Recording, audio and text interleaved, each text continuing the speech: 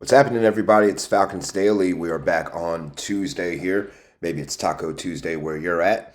But today we're going to talk about some trade possibilities. So it's really Trade Tuesday here in the NFL because the NFL trade deadline is at 4 o'clock this afternoon Eastern Standard Time. I'm CG, the host of the show.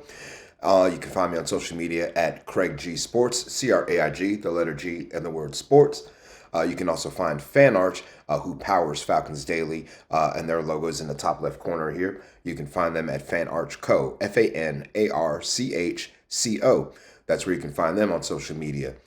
But what we're looking at today is the trade deadline, some things the Falcons could possibly do here today by 4 o'clock. Of course, one of the more obvious ones is Kirk Cousins. Are there teams out there who are in need of quarterbacks? Minnesota looked like they were in need of one, but J.J. McCarthy just returned and led them to a somewhat of an upset victory over the Detroit Lions. So they seem to be, I guess, kind of set at quarterback. And, Kirk has made it known that he wants to be a starting quarterback in the league if he's going to be traded anywhere. And you have to kind of look around and see where that's a possibility. I mean, no, I mean, right now, with Jaden Daniels going out, is it possible that you could see him get traded back to Washington where he was traded from? I mean, where he was drafted, excuse me.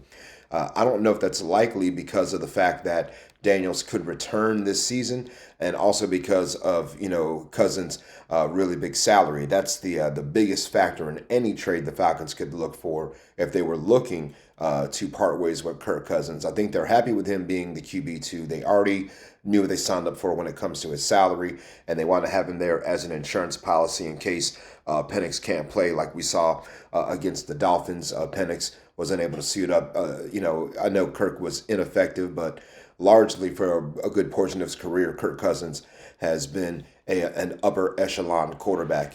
Not sure if elite is in the eye of the beholder.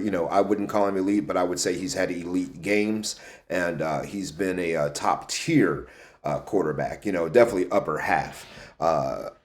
In his career, and definitely at his best, probably top 10 or maybe even top 7 to 8. Anyway, other moves that we could probably make. Arnold Ebiketie is one rumor that is there because of the fact that we have James Pierce and also Jalen Walker. We have Caden Ellis rushing off the edge. We also have Leonard Floyd, but Floyd just went down with an injury in the Patriots game and didn't come back. So those are all rumors. And Ebiketie had a really good game, and I think if the Falcons were trying to protect him from a trade, he probably wouldn't have played much. So. I don't think Ebiketie would be traded either, but you could kind of see why he'd be a candidate for it.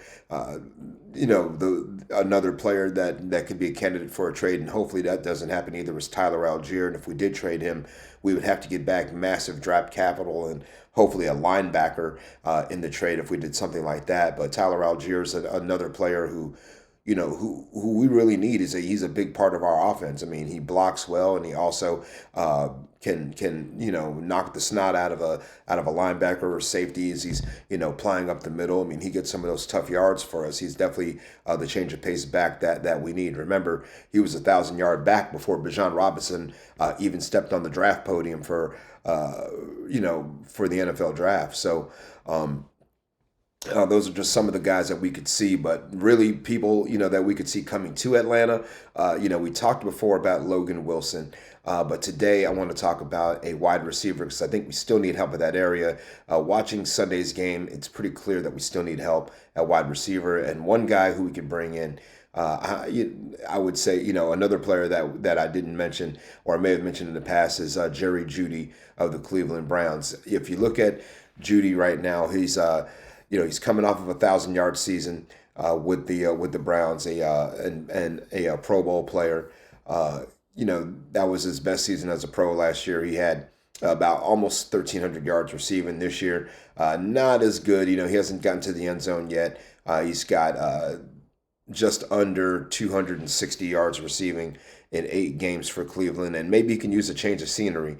It's very possible. When you look at Jerry Judy's contract too, his base salary is not much. He's making 1.5 million, but he's got these signing bonuses that are attached to his contract with options, and his options grow as the time goes on. So, it's I don't know how the Falcons could work that with the Browns, but honestly, it'd be if you're going to do any, I don't, I'm not going to pretend to be a general manager here, but if you're going to take, with Jerry Judy's money here, um, when you look at his cap, it would basically save the Browns a lot of money if they could trade him. They would probably look at something like that. But for the Falcons, would they want to take on another salary like his? His cap number for 2026 is $10.3 million. Then it goes up to $13.4 million in 2027. His 2028 contract is void. A year is voided by the Browns, and that was to kind of maneuver some things around. So would the Falcons be willing to pay that kind of money for Jerry Jeudy? Plus, you have Drake London and you have Darnell Mooney in the building. I mean, that would be the 1, 2, 3 punch I think you would really need at wide receiver because, again, we haven't seen anything out of David Sills. We let Ray McLeod walk, and Dylan Drummond was a standard elevation to for Sunday's game, but didn't register any targets or anything like that. I mean, I don't even remember if I saw him on the field, let alone Sunday. So for me, Jerry Jeudy. It's probably far fetched that the Falcons would make a move for him, but we need some help on offense somewhere, some way, somehow, some way, because teams are going to end up just kind of keying on Penix locking in on Drake London, and they're going to shut that down just like they're trying to shut down Bijan Robinson. So, things that I'm also kind of thinking about is the kicking game as well. We heard Raheem Morris kind of address it a little bit after, on Monday when he was talking to the media. And he was asked about the kicker position, being that, Young Wei Koo had such a short leash. And Raheem said, we've worked out a bunch of different people, so we'll be able to bring people in and figure out what it's going to be and what it's going to be this week. At the end of the day, you've got to make that kick. We've got to get that fixed, and it has to be fixed now. It's got to be fixed right now. And he's right. Kicking has been a problem for the Falcons this season. Young Wei Koo missed the one kick against the Buccaneers. And of course, yes, he's got to make that kick. Just like Parker Roma needed to make his kick on Sunday. And it was two kicks that played factors in Falcons losing football games. Again, it is a team sport, and there's 52 other guys on the team that have to do their part as well. But when your number's called in those moments, got to execute. Again, I feel like there's still a difference in the kick that Koo missed and in the kick that Romo missed, because Koo was kicking for points to save the Falcons bacon because they couldn't score a touchdown. Meanwhile, Romo had an extra point, which was shorter, and all he had to do was just because the Falcons offense did and defense did what they needed to do to get themselves back in that ball game, and Romo missed. So I think his kick weighed much more heavily than Koo's. Koo just made more money, and he just was a victim of circumstance, I think. Anyway, I think, is it possible that the Falcons now are feeling a little bit of karma from letting Koo walk, after all the goodwill he's done in Atlanta, all the games he's won for us, all the games he's kept us in because the offense has crapped the bed, or the defense has given up something that they shouldn't have given up? Who knows? But it is kind of wild that, I talked about it yesterday, how, Young Wei Koo is let go after missing the one kick against the Buccaneers that would have tied it up. And, we find Parker Romo, again, who is much, much cheaper, a much cheaper player for the Falcons to pay and put out there on the field. Like Parker Romo right now, I mean, dude is making not even $1 million, y'all. He's, we know it's all out there for everybody to see. He's making $960,000. That's what he was making. That's what he's making for the Falcons. When Young Wei Koo was making a little bit less than that. He was making the league minimum for just to get back with the Giants. But before that, he had a 5-year, $24 million contract with the Falcons, and that was an easy decision for them to kind of walk away and let his money they would take the salary cap hit or whatever for young Wei Koo. So, but again, it's not like Koo's out there excelling right now. I think teams are kind of, again, they're probably set on their kickers right now and not really needing anything, which is why Koo is back on the street again. But they're eating up $3.5 million in dead money from letting Koo walk. So, you know, would you trust Koo more in those moments, or would you trust Romo? You know what I'm saying? Like, how much trust do you have in another kicker coming off the street? How much trust do you have in Lenny Krieg? Who again is an international player and doesn't count against our roster. He can easily suit up on Sunday in Berlin, in his home country, and maybe he could be the guy. Like, this could be Lenny Krieg's time. You never know, but you know something's got to get figured out here. Apparently, they're not, Raheem Morris and also Marquise Williams is not coming out and saying, hey, our operation is jacked up. It's not all on the kicker. What we're hearing is you got to make the kick. So it's situational. It's random when they miss, but it seems like for the Falcons right now, it's just happening at the worst possible time. Could it be a little bit of karma? It could be, but also just, a whole lot of bad luck. Also, I saw something pretty interesting here. There was a comment that I wanted to bring up from one of our YouTube followers.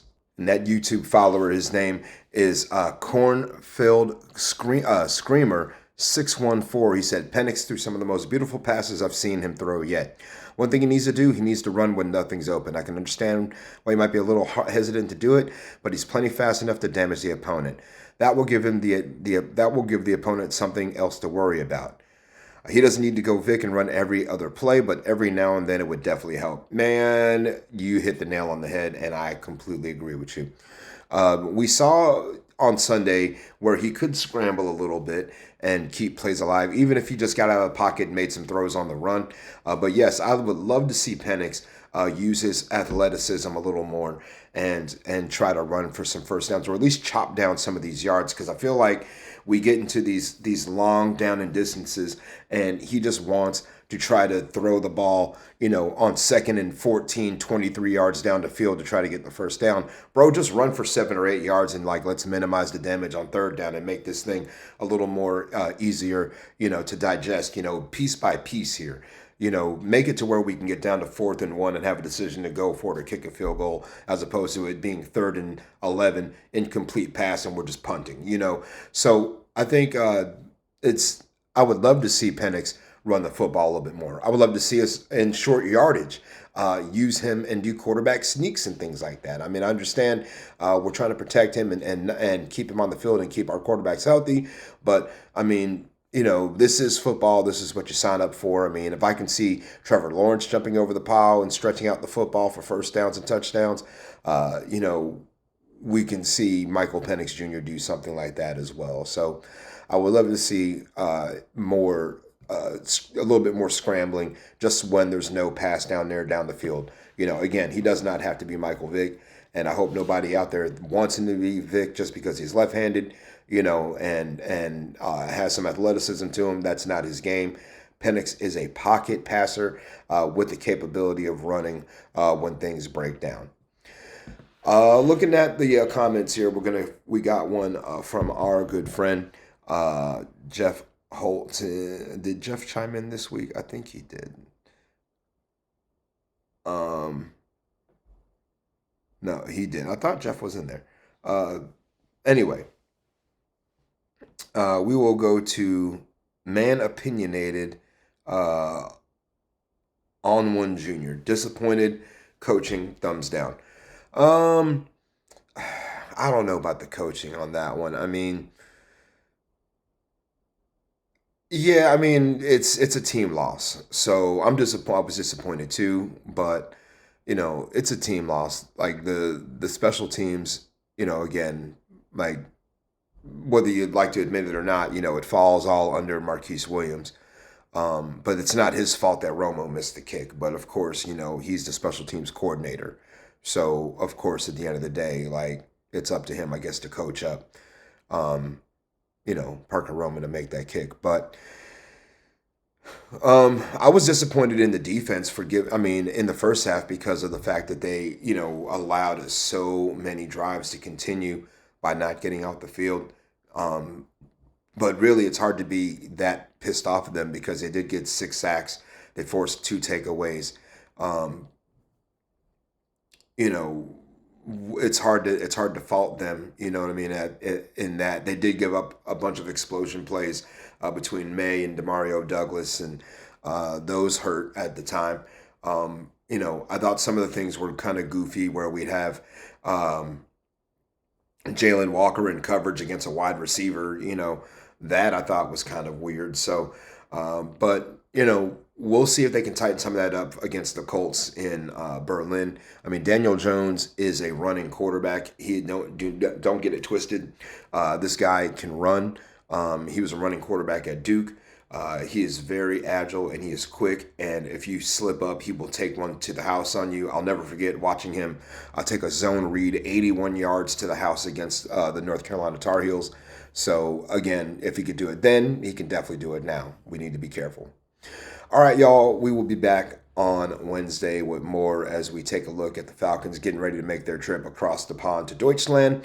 And then we'll chop it up with you and talk about Was ist das? All right, holla at y'all later. Sayonara and buenos noches.